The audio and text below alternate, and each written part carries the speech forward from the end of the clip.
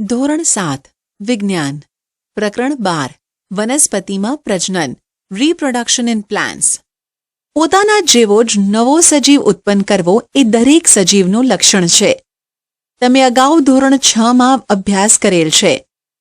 પિતૃમાંથી નવા સજીવો ઉત્પન્ન થવાની ક્રિયાને પ્રજનન રીપ્રોડક્શન કહે છે. પરંતુ વનસ્પતિ કેવી રીતે પ્રજનન કરે છે? પ્રજનનના જુદા જુદા પ્રકાર છે, જેનો અભ્યાસ આપણે આ પ્રકરણમાં કરીશું. પ્રજનનના પ્રકારો, મોડ્સ ઓફ રીપ્રોડક્શન. ધોરણ 6માં તમે પુષ્પના વિવિધ ભાગોનો અભ્યાસ કરેલ છે. હવે વનસ્પતિના વિવિધ ભાગોની યાદી બનાવો અને દરેકના કાર્યો લખો. મોટા ભાગની વનસ્પતિ મૂળ, પ્રકાંડ અને પર્ણ ધરાવે છે. તેઓને વાનસ્પતિક અંગો કહેવામાં આવે છે. ચોક્કસ સમયગાળાની વૃદ્ધિ પછી વનસ્પતિમાં પુષ્પ જોવા મળે છે. તમે નિહાળ્યું હશે કે આંબાને વસંત ઋતુમાં પુષ્પો આવે છે. આ એ જ પુષ્પો છે જેમાંથી કેરીનું નિર્માણ થાય છે, જે આપણે ઉનાળામાં માણીએ છીએ. આપણે ફળ ખાઈએ છીએ અને બીજને ફેંકી દઈએ છીએ. આ બીજ અંકુરણ પામીને નવા છોડનું સર્જન કરે છે. આમ વનસ્પતિમાં પુષ્પનું કાર્ય શું છે? પુષ્પો વનસ્પતિમાં પ્રજનનનું કાર્ય કરે છે. પુષ્પો એ વનસ્પતિના પ્રજનનિક ભાગ છે. પુષ્પમાં કાં તો નર ભાગ કે માદા ભાગ અથવા બંને નર અને માદા ભાગ જોવા મળે છે. વનસ્પતિ વિવિધ રીતે તેમના બાળ છોડ ઉત્પન્ન કરે છે. તે મુખ્યત્વે બે રીતોમાં વહેંચાયેલ છે. 1. અલિંગી. 2. લિંગી પ્રજનન. અલિંગી પ્રજનનમાં વનસ્પતિ બીજ વિના નવો છોડ ઉત્પન્ન કરે છે, જ્યારે લિંગી પ્રજનનમાં નવો છોડ બીજમાંથી મેળવાય છે. પહેલીએ વિચાર્યું કે નવા છોડ હંમેશા બીજમાંથી ઉદ્ભવે છે, પરંતુ તેણે ક્યારેય શેરડી, બટાટા કે ગુલાબના બીજ જોયા નથી. તે જાણવા ઈચ્છે છે કે આ વનસ્પતિઓમાં પ્રજનન કેવી રીતે થાય છે. વાનસ્પતિક પ્રજનન, વેજીટેટિવ પ્રોપોગેશન. આ એક પ્રકારનું અલિંગી પ્રજનન છે, જેમાં નવો છોડ એ મૂળ, પ્રકાંડ, પર્ણ અને કલિકામાંથી ઉત્પન્ન થાય છે. અહીં પ્રજનન એ વનસ્પતિના ભાગો દ્વારા થતું હોવાથી તેને વાનસ્પતિક પ્રજનન કહે છે. પ્રવૃત્તિ 12.1. ગુલાબ અને ચંપાની ડાળીને ગાંઠથી કાપો. આ ટુકડાને કલમ કહેવાય છે. આ કલમને જમીનમાં દાટો.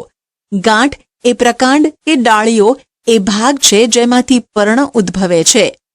આ કલમને રોજ પાણી આપો અને તેની વૃદ્ધિ નોંધો.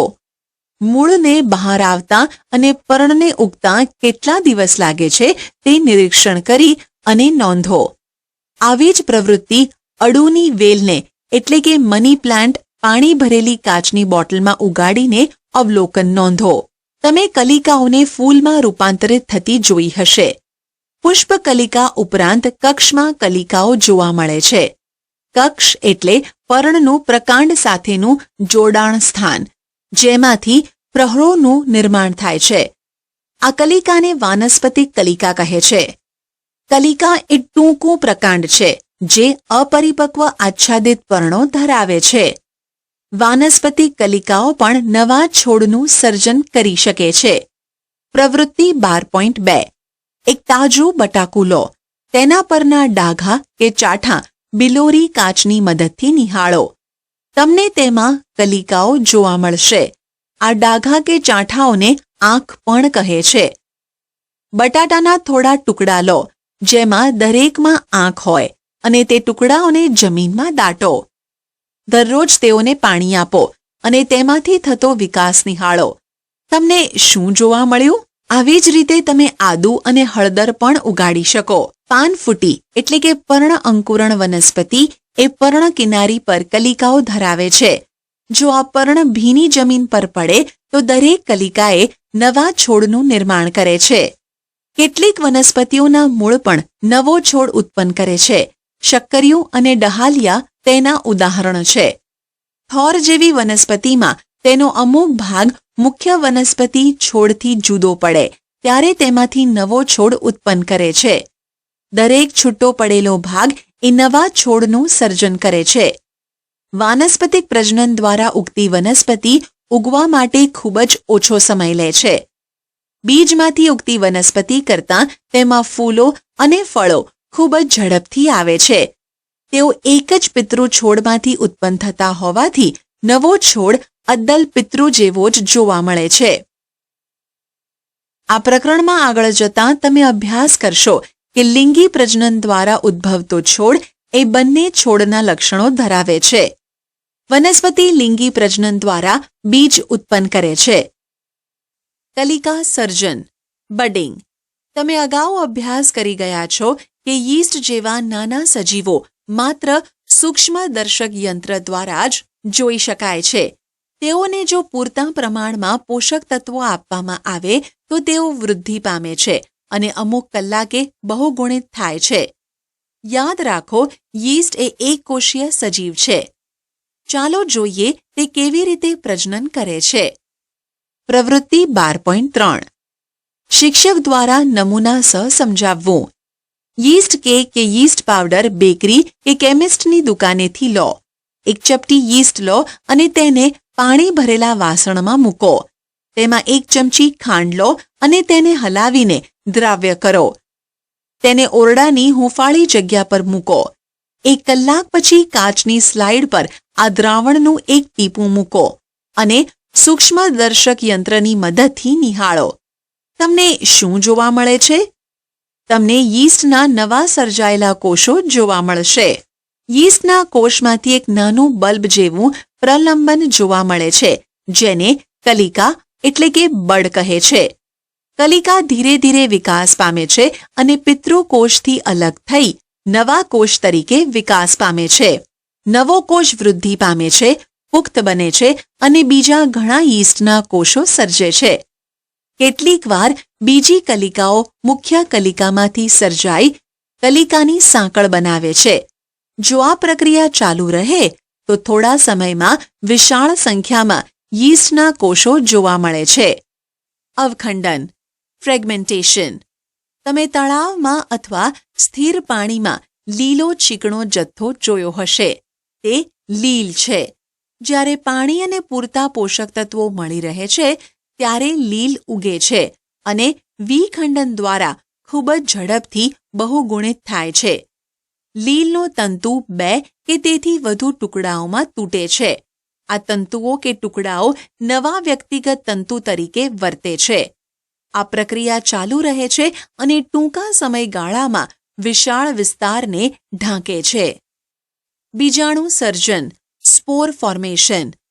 પ્રકરણ 1માં તમે શીખ્યા કે હવામાં 1000 બીજાણુઓ દ્વારા બ્રેડના ટુકડા પર ફૂગ ઉગી નીકળે છે. પ્રવૃત્તિ 1.2 ફરીથી કરો. બ્રેડના ટુકડા પર કપાસ જેવા તાંતણા જોઈ શકાય છે, જ્યારે બીજાણુ મુક્ત થઈને તે હવામાં તરતા રહે છે. તે ખૂબ જ હલકા હોવાથી ખૂબ જ લાંબુ અંતર કાપી શકે છે. બીજાણુ અલિંગી પ્રજનન અંગ છે. દરેક બીજાણુ સખત રક્ષણાત્મક કવચ ધરાવે છે, જે ઊંચા તાપમાન અને ઓછા ભેજમાં પણ ટકી રહે છે. તેથી તેઓ લાંબા સમય સુધી અસ્તિત્વ ધરાવે છે. જ્યારે અનુકૂળ સંજોગો પ્રાપ્ત થાય ત્યારે બીજાણુ અંકુરણ પામે છે અને એક નવા સજીવ તરીકે વિકસે છે. મોસ અને હંસરાજ એટલે કે નેફ્રોલેપિસ વગેરે પણ બીજાણુ દ્વારા પ્રજનન ક્રિયા કરે છે. લિંગી પ્રજનન સેક્સ્યુઅલ રિપ્રોડક્શન. તમે પુષ્પની રચના અગાઉ ભણી ગયા છો. તમે જાણો છો કે પુષ્પ એ વનસ્પતિના પ્રજનન અંગ છે. પુંકેસર એ નર પ્રજનન અંગ છે અને સ્ત્રી કેસર એ માદા પ્રજનન અંગ છે. પ્રવૃત્તિ 12.4. એક સરસવ, જાસૂદ કે પેટુનિયાનું પુષ્પ લો અને તેના પ્રજનન અંગો અલગ કરો. તેના પુંકેસર અને સ્ત્રી કેસરનો અભ્યાસ કરો. જે ફૂલો માત્ર સ્ત્રી કેસર અથવા માત્ર પુંકેસર ધરાવે છે તેને એકલિંગી પુષ્પો કહે છે. જે ફૂલો સ્ત્રી કેસર અને પુંકેસર બંને ધરાવે છે તેને દ્વિલિંગી પુષ્પો કહે છે. મકાઈ, પપૈયા અને કાકડી એકલિંગી પુષ્પો ધરાવે છે, જ્યારે સરસવ, ગુલાબ અને પેટુનિયા દ્વિલિંગી પુષ્પો ધરાવે છે. બંને નર અને માદા એકલિંગી પુષ્પો એક જ અથવા જુદા જુદા છોડ પર હોઈ શકે છે. શું તમે પરાગાશય અને પુંકેસરના તંતુને ઓળખી શકો છો? પરાગાશય પરાગરજ ધરાવે છે, જે નરજન્યુઓ ઉત્પન્ન કરે છે. સ્ત્રીકેસર એ પરાગાસન, પરાગવાહિની અને અંડાશય ધરાવે છે. અંડાશય એક કે વધુ અંડકો ધરાવે છે. માદાજન્યુ અથવા અંડકોષ અંડકમાં ઉત્પન્ન થાય છે. લિંગી પ્રજનનમાં એક નરજન્યુ અને એક માદાજન્યુ ભેગા મળીને એક ફલિતાંડ બનાવે છે. બુજોને જાણવું છે કે નરજન્યુ જે પરાગરજમાંથી નીકળે છે તે અંડકમાં આવેલા માદાજન્યુ એટલે કે અંડકોષ સુધી કેવી રીતે પહોંચે છે. પરાગનયન, પોલિનેશન. સામાન્ય રીતે પરાગરજ સખત રક્ષણાત્મક કવચ ધરાવે છે, જે તેને સુકાઈ જતાં અટકાવે છે. પરાગરજ હલકી હોવાને કારણે તે સરળતાથી પવન અથવા પાણી દ્વારા વહન પામે છે. જીવજંતુઓ પુષ્પની મુલાકાત લે છે અને તેઓના શરીર પર પરાગરજ લઈને જાય છે. કેટલીક પરાગરજ તે જ પ્રકારના પુષ્પના પરાગાસન પર સ્થાપિત થાય છે. પરાગાશયમાંથી પરાગરજનું પરાગાસન તરફનું વહન પરાગનયન કહેવાય છે. જો તે જ પુષ્પ પર પરાગરજ પરાગાસન પર સ્થાપિત થાય તો તેને સ્વપરાગનયન કહે છે. એક પુષ્પની પરાગરજ તે જ છોડના બીજા પુષ્પ અથવા તેના જેવા અન્ય છોડના પુષ્પના પરાગાસન પર સ્થાપિત થાય તો તેને પરપરાગનયન કહે છે. ફલન, ફર્ટિલાઇઝેશન. જન્યુઓના સંયુગ્મનથી રચાતા કોષને ફલિતાંડ કહે છે. નરજન્યુ અને માદાજન્યુ એટલે કે ફલિતાંડ બનાવવા માટેનું સંયુગ્મન થવાની ક્રિયાને ફલન કહેવાય છે. ફલિતાંડ ત્યારબાદ ભ્રૂણમાં વિકસે છે. ફળ અને બીજ નિર્માણ, ફ્રૂટ્સ એન્ડ સીડ ફોર્મેશન. ફલન પછી અંડાશય ફળમાં પરિણમે છે અને પુષ્પના બીજા ભાગો ખરી પડે છે. ફળ એ પાકી ગયેલું એટલે કે પરિપક્વન પામેલ અંડાશય છે. અંડકોમાંથી બીજ નિર્માણ પામે છે. બીજ રક્ષણાત્મક બીજાવરણમાં ભ્રૂણ ધરાવે છે. કેટલાક ફળો માંસલ અને રસાળ હોય છે, જેવા કે કેરી, સફરજન અને નારંગી. કેટલાક ફળો કઠણ એટલે કે શુષ્ક હોય છે, જેવા કે બદામ અને અખરોટ. બીજ ફેલાવો, સીડ ડિસ્પર્ઝલ. કુદરતમાં એક જ પ્રકારના પુષ્પો જુદી જુદી જગ્યાએ ઉગે છે, કારણ કે બીજ જુદી જુદી જગ્યાએ ફેલાય છે. ક્યારેક તમે જંગલ કે ખેતર કે બગીચામાંથી ચાલતા જોયું હશે કે કેટલાક બીજ અથવા ફળો તમારા કપડાને ચોંટે છે. શું તમે જાણવાનો પ્રયત્ન કર્યો કે આ બીજ તમારા કપડાને કેવી રીતે ચોંટે છે? જો એક જ વનસ્પતિના બધા જ બીજ એક જ જગ્યા પર પડે અને બધા ત્યાં જ વૃદ્ધિ પામે તો તમે શું વિચારો છો? શું થશે? અહીં સૂર્યપ્રકાશ, પાણી, ખનિજ ક્ષારો અને જગ્યા માટે સખત સ્પર્ધા જોવા મળે.